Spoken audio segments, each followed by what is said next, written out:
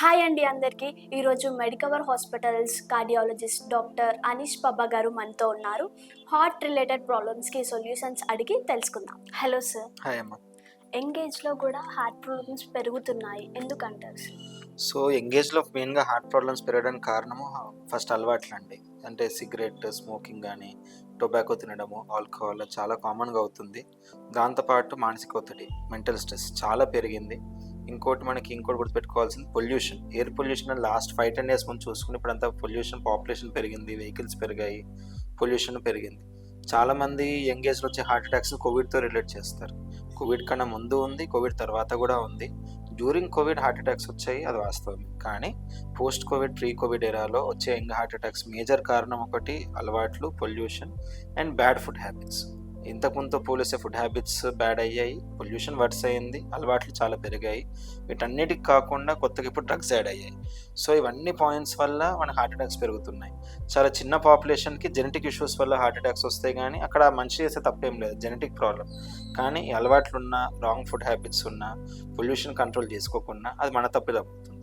ఇవన్నీ కంట్రోల్ చేసుకెళ్తే at least 70 to 80% heart attacks మనం అవాయిడ్ చేయగలుగుతాం. రోజువారీ జీవితంలో హార్ట్ని హెల్తీగా ఉంచడానికి ఏం చేయాలి సార్?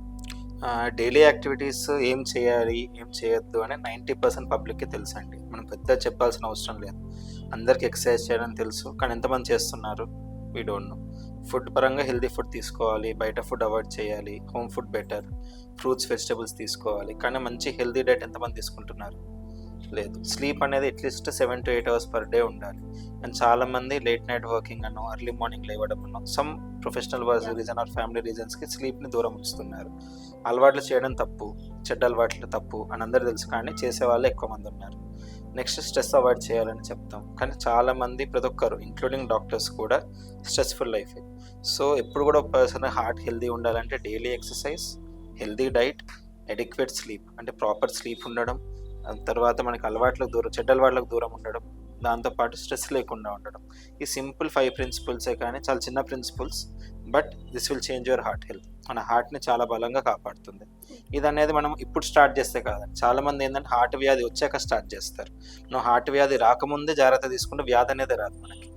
సో మనకి ఇప్పుడు మనం పట్టించుకోవాల్సిన మెయిన్గా ఏంటి అంటే చైల్డ్హుడ్ ఒబేసిటీ.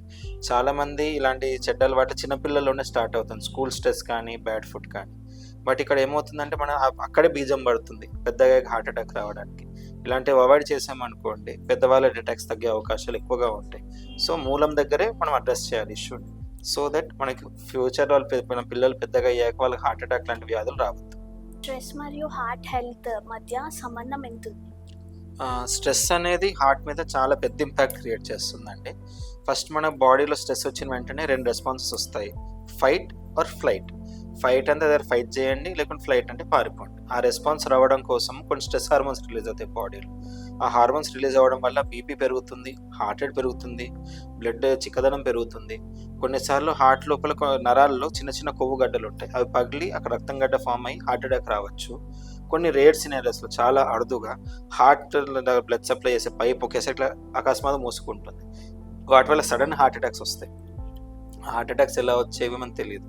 సో ఈ స్ట్రెస్ అనేది ఎక్కువ రోజులు ఉందనుకోండి, ఒక క్రానిక్ ఇన్ఫ్లమేషన్ స్టేజ్లోకి బాడీ వెళ్ళిపోతుంది. దానివల్ల మల్టిపుల్ బ్లాక్స్ వచ్చే అవకాశం ఉంటుంది, బీపీ, షుగర్ లాంటివి వచ్చే ఛాన్సెస్ ఉంటాయి. ఇవన్నీ రిస్క్స్ ఉంటాయి. మహిళల్లో హార్ట్ అటాక్ లక్షణాలు ఎలా భిన్నంగా ఉంటాయి సార్? మహిళల్లో ఉన్న గుండె వ్యాధుల గురించి మాకు సపరేట్ చాప్టరే ఉంటుందని చదివే టైంలో. ఎందుకు అంటే మహిళల్లో లేడీస్లో మనకు వచ్చే లక్షణాలు డిఫరెంట్గా ఉంటాయి. ఫర్ ఎగ్జాంపుల్ కొందరికి ఒక చిన్న కేసు ఎగ్జాంపుల్ చెప్తాను. ఆమెకి చిన్న పొడిచే నొప్పిలాగా ఒక దగ్గర నొప్పి వచ్చింది, కానీ ఆ పేషెంట్కి హార్ట్ అటాక్ ఉంది. సో మనకి నార్మల్గా ఇక్కడ అందరూ మనకు తెలిసిన ఛాతీ నొప్పి చాలా విపరీతంగా రావడం, చెమటలు పట్టడము, చేయి గుంజన లాంటి లక్షణాలు కనిపిస్తాయి.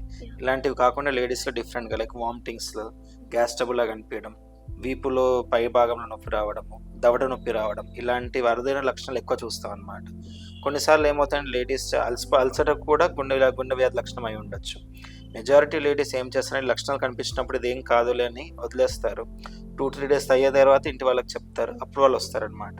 సో లేడీస్లో చూసే 2 ప్రాబ్లమ్స్ ఏంటంటే లేట్గా రావడం హాస్పిటల్కి ఒకటి, మళ్ళీ డిఫరెంట్ వేలో ప్రజెంట్ అవుతారు మా డాక్టర్స్కి.